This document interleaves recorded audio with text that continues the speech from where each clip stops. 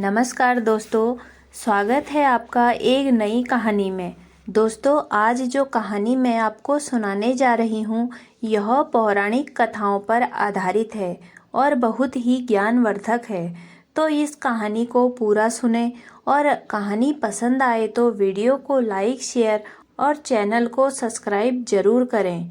आइए दोस्तों, शुरू करते हैं इस कहानी को।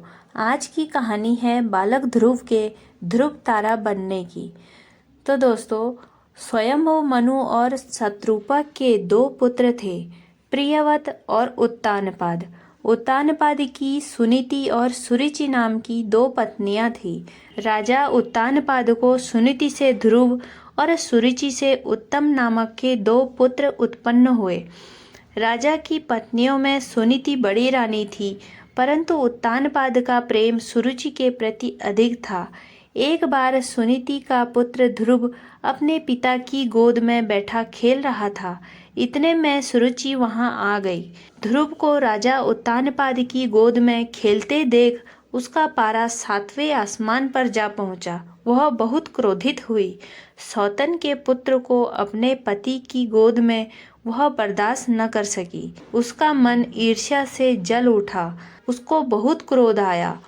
उसने झपट कर बालक ध्रुव को राजा की गोद से खींच लिया और धक्का मार के नीचे गिरा दिया और अपने पुत्र उत्तम को उसकी गोद में बिठा दिया और बालक ध्रुव से बोली, अरे मूर्ख, राजा की गोद में वही बालक बैठ सकता है जो मेरी कोख से उत्पन्न हुआ हो। तू मेरी कोख से उत्पन्न नहीं हुआ है, इसलिए तुझे इनकी गोद में या राज सिंहासन पर बैठने का कोई अधिकार नहीं है।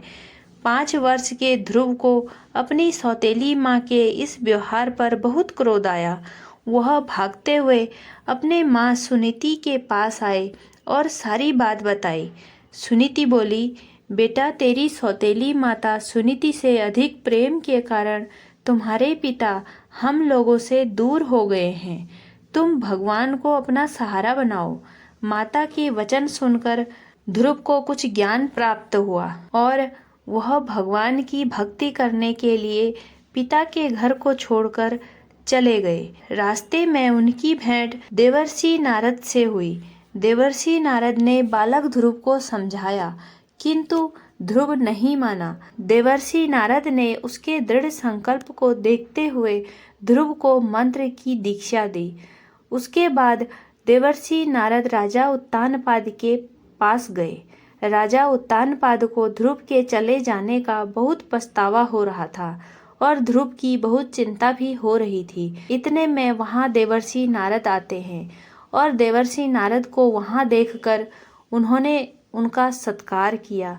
देवर्षि नारद ने राजा को ढांढस बंधाया कि भगवान उसके रक्षक हैं। भविष्य में वह अपने यश को संपूर्ण पृथ्वी पर फैलाएंगे।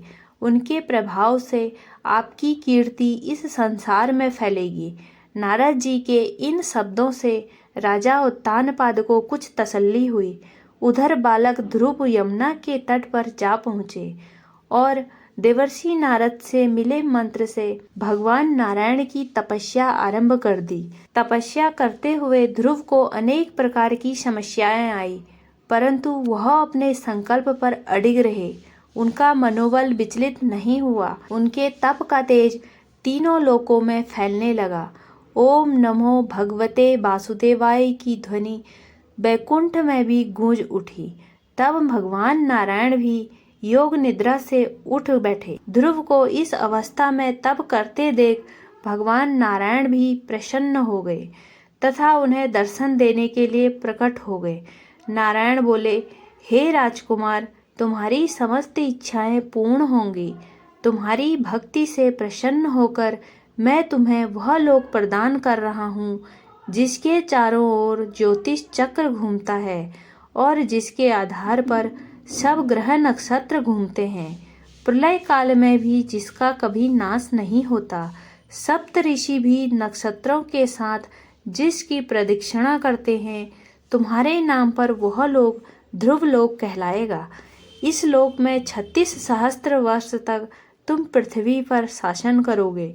समस्त प्रकार के सर्वोत्तम ऐश्वर्य भोग कर अंत में तुम मेरे लोक को प्राप्त करोगे। बालक ध्रुव को ऐसा वरदान देकर भगवान नारायण अपने धाम को लौट गए। भगवान नारायण के वरदान स्वरूप ध्रुव समय पाकर ध्रुव तारा बन गए।